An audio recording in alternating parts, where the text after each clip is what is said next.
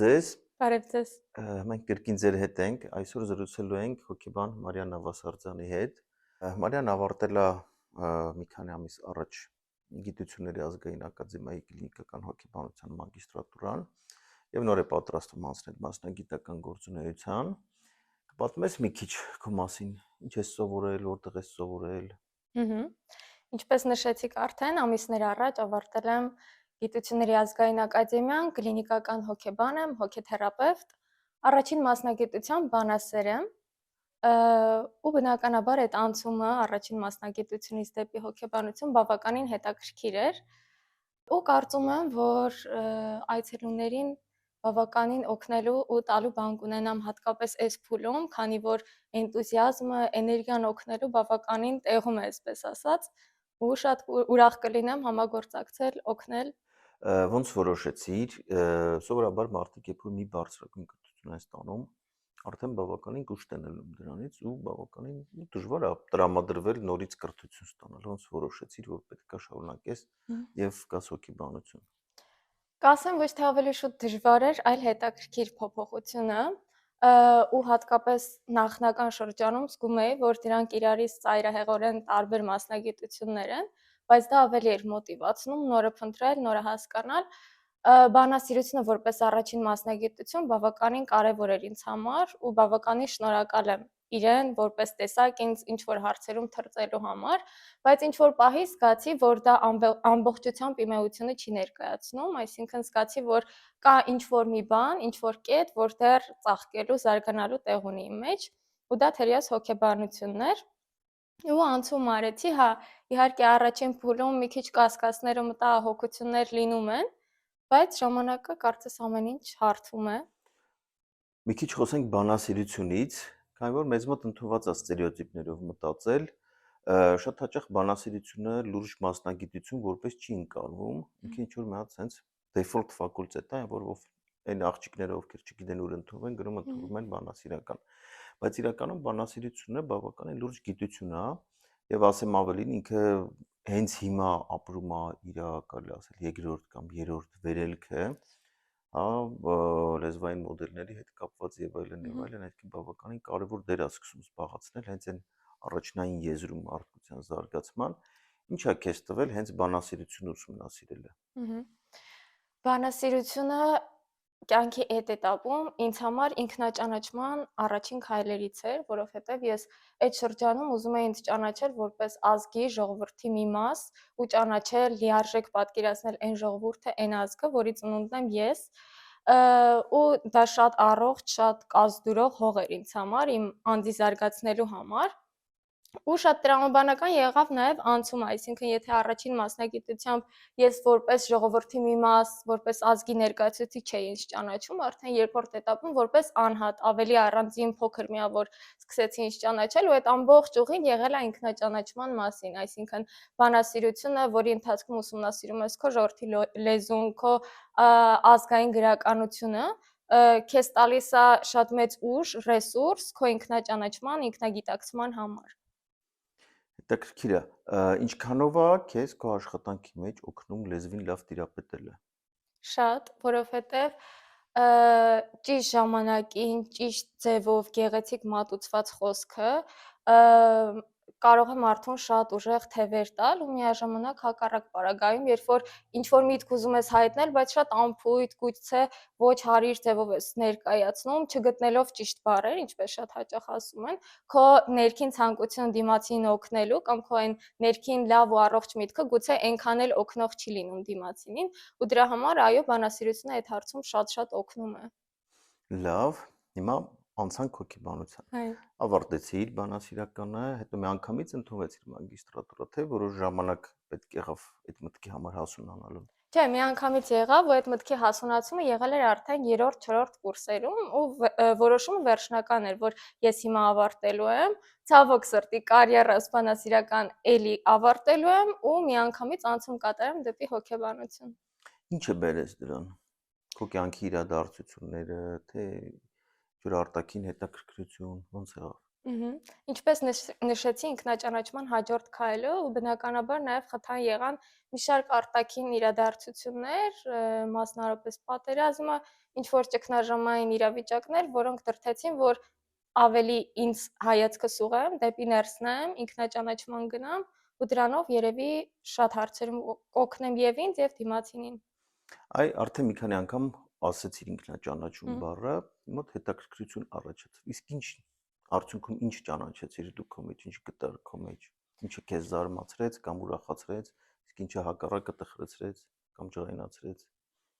Ինքնաճանաչման առաջին ու ամենաառողջ քայլը, եթե այսպես ասեմ, եղավ այն, որ ընդունեցի, որ ես կարող եմ շատ բազմազան լինել, կարող եմ լինել անսահման ուրախ ու անսահման տխուր, կարող եմ լինել շատ աջակցող, ինչ որ պահերի կարող եմ լինել շատ ներամփոփվող, ու այդ բոլոր հատկանիշները իմ մեջ ընդունելը, ճանաչելը ինձ մեծ ռեսուրս տվեց, կյանքին սկսեցի իրական ձևով նայել, ոչ թե միջնորդավորված, ինչ որ վարդագույն կամ սևակնոցներով, այլ այսպես ուղիղ հայացքով նայել կյանքին, ճանաչել կյանքը ու ի վերջո ճանաչել ինձ։ Ընդունվեցիր մագիստրատուրա, սկսեցիր սովորել։ Ինչքանով իրականացան քո ակնկալիքները։ Ասեմ, որ պատկերացումներս ու իրականությունը այդ կետում շատ տրամաբանական ձևով բախվեցին իրար, որովհետև ես ինքս նախնական փուլում հոգեբանի կերպարը մի քիչ այլ ձև էի ընկալում, մտածում էի, որ այսպես ասած դժվար իրավիճակներում հոգեբանը ինչ որ համադարման է տալու, որ քո բոլոր խնդիրները ինքը լուծելու բանալիներ է տալու, բայց ժամանակի ընթացքում հասկացա, որ հոգեբանի առաջին ու ամենամեծ օգնությունը լինում է այն, որ քեզ օգնում է հասկանալ, որ բոլոր իրավիճակներում միշտ ղեկը քո ձեռքին է, քո կյանքի բոլոր որոշումների, բոլոր գործողությունների համար առաջին ու ամենահուսալի պատասխանատուն դու ես։ Լավ, հիմա հարց, քանի որ բանասիրական ֆակուլտետիդ մեր այս բավականին բժշկական կենսաբանական միջավայր ներխուժեց համադարման բառը, ու ես գիտեմ, որ մարդիկ sense թենենց, ինչքան էլ դու հասկանաս, որ դա այդպես չի աշխատում, այդքան պարզ չի, բայց շատ մարդիկ մասնակետին գալուց այդ համադարմանը միևնույնն է ուզում են ստանալ։ Միթե չկա ինչ-որ մի հատ ունիվերսալ ճշմարտություն, որ ճիշտ է ինքը բոլոր հարցերը չի լուծում, բայց ինքը բոլոր իրավիճակների համար ճիշտ է։ Կա ինչ-որ բան, որ մենք կարող ենք բոլորին ասել ու բոլորին օգտակար կլինի դա լսելը։ Հա, երևի կա այդպիսի նախադասություն, այդպիսի կոչ, ուղերձ, ճանաչիր ինքդ քեզ, ինչպես իմաստուններն էին ասում, ու ինչպես դա արդիական եմ ինչ օրս, երբ դու սկսում ես ճանաչել ինքդ քեզ, հա, դա առաջին ռեսուրսը, առաջին հենարանն է, որ կյանքում քեզ միշտ օգնելու է։ Ու եթե թույլ կտաս, ես ավելացնեմ, երևի կարելի է, եթե իրան դարձում ենք ուղերձ, մի վախեցիր ճանաչել ինքդ քեզ, այսինքն այդ համարձակությունը գտիր ճանաչելու, չէ՞, որովհետև իրոք դա այն հենասյունն է, որը որ միշտ քո հետ է լինելու։ Համաձայն եմ։ Լավ, ընդունվեցիր, սովորեցիր, սկսեցի ինչ-որ բաներ արդեն ճանաչել, հասկանալ։ Բնականաբար ցանկացած հոգեբան, բացի իր ակադեմիական կրթությունից, նաև բազմաթիվ տրեյնինգներ է անցնում, որովհետև ակադեմիական կրթությունը տալիս է հիմք, բայց հմտություններ իրականում մարդկանց հետ աշխատելու, որպես կանոն հոգեբանները ստանում են լրացուցիչ ուղղություններ ուսումնասիրելուց եւ այլն։ Որն է քո ուղղությունը, որտեղ ես սովորել, ինչի ես իրան ընտրել եւ ինչով է ինքը լավ, ինչ որ դեպքերի համար է։ Իմ հիմնական ուղղվածությունը կոգնիտիվ վարքաբանական թերապիան է, այսինքն այդ ուղղվածության պարագայում սովորաբար աշխատում ենք մարդկանց կոգնիտիվ մոդելների հետ, փոխում ենք նրանց ոչ կառուցողական վարքը, օգնում ենք կյանքի ավելի կառուցողական, ավելի տրամաբանական ուղիներ ու սցենարներ ընտրել։ Իմ առաջին հետաքրքրություններից մեկը այս ոլորտում եղավ դեռահասների հետ աշխատանքը, ինչու, որովհետև երբ որ իմ անձնական մոդելով օրինակով նայում եմ, ես բավականին հանգիստ, ոչ խնդրահարույց, այսպես ասած, դեռահաս եմ եղել ու ինձ հետաքրքրեց, որ հաստատ այդտեղ ինչ որ փորփրելու, անելու բան կլինի։ ու ուսումնասիրեցի դեռահասների աշխարհը, հասկացա, որ գուցե ինչ-որ հարցերում լրացրել եմ այն դեռահասին, որ պիտի շատ խոսեր որոշակի հարցերում, ու դրա համար,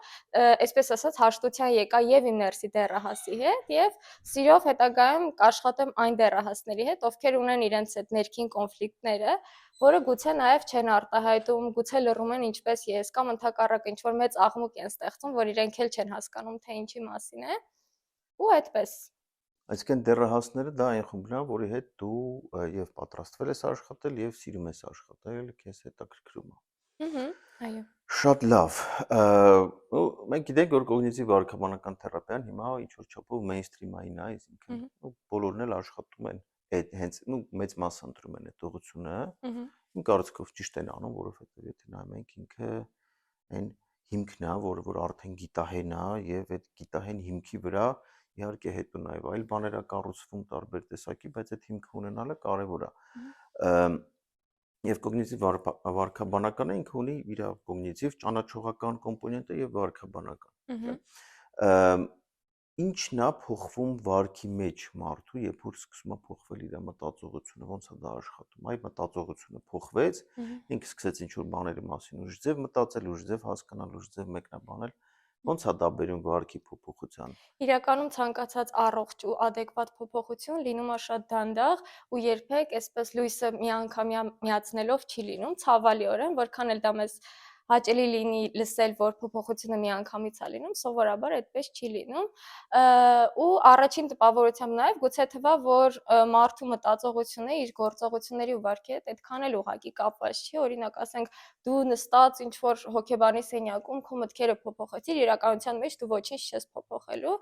բայց երբ իրական ձևով այդ փոփոխությունները կատարվում են, երբ մարդը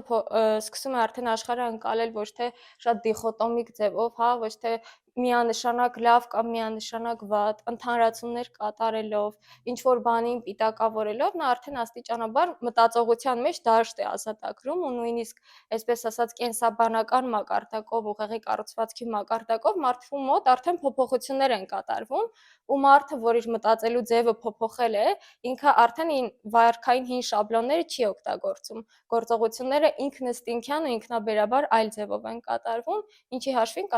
արդեն դրսևորվում են վարքային փոփոխությունները։ Այսինքն մի կողմից ինքը միանգամից չի լինում, բայց մյուս կողմից նաև շատ հաճախ ինքը հատուկ ջանքեր չի պահանջում, ուղղակի ժամանակ է պահանջում մինչև վարքը վերակառուցվի։ Այո, այդ լուսավորումը, երբ որ մարդու մեջ կատարվում է արդեն, փոփոխությունները աստիճանաբար դանդաղ ունեն մտնում։ Ովքեր են կարող քեզ դիմել, ինչ խնդիրներով մարդիկ։ Կյանքի այս փուլում հատկապես աշխատանքային գործունեության այս этаպում պատրաստ եմ աշխատել դեպրեսիայի հետ, պատրաստ եմ աշխատել տագնապային խանգարումների հետ, միջանձնային դժվարությունների հետ, այսինքն ընդունման, այսպես ասած, սպեկտրը բավականին լայն է հիմա, պատրաստ եմ իշեր խնդիրների դեպքում համագործակցել։ Դե մի փոքր պատմի քո մասին, ինչ ես դու սիրում, ինչն է քո համար կարևոր։ Սեր բառի հետ առաջին ասոցիացիան, որ գալիս է երաժշտությունն է։ Սիրում եմ հիմնականում լսել R&B, pop այդ ժանրերում, բայց պիտի ասեմ, որ շատ բազմազան է այդ երաժշտական ճաշակը, շատ բազմազան ու փոփոխվող է։ Ու այդ նշածս ժանրերին զուգահեռ կարող եմ օրինակ շատ երկար լսել Տիգրան Մանսուրյան, կարող եմ լսել Sting, կարող եմ լսել դասական երաժշտություն, ինչպես օրը ու ներաշխարհս կթելադրի։ Շատ լավ։ Էլ ինչ ես սիրում, բացի երաժշտությունից։ Չեմ զարմացնի ասել, որ սիրում եմ ընթերցել, բնականաբար թե առաջին մասնագիտությունից ելնելով, թե ինքնաբուխ ձևով ընթերցել շատ եմ սիրում եմ լավ ֆիլմեր դիտել,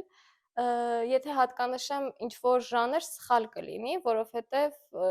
շատ այսպես ասած ցատկոտող է, կարող եմ այսօր նայել ինչ-որ դետեկտիվ ֆիլմ, վաղը ինչ-որ կոմեդիա, փոփոխական է այդ ասպարեզը։ Իսկ ինչ ես կարդում հենց հիմա։ Այս պահին ընթերցում եմ մասնագիտական գրականություն, բայց եթե հեռուստադիտողին կարիք լինի ինչ-որ խորհուրդ կամ ուղղորդում տալ, թե ինչ ընթերցեն, անպայման կնշեմ Վիլյամ Սարոյանին, իր պիեսները ու նաև մարդկային կատակերգություն վիպակը, որովհետև ինձ որպես անձ ձևավորման հարցում Սարոյան հեղինակը շատ օգնել է։ Շատ լավ, շնորհակալություն, մեր հետ Մարիան էր, մենք դեռ կհանդիպենք։ Շնորհակալ եմ։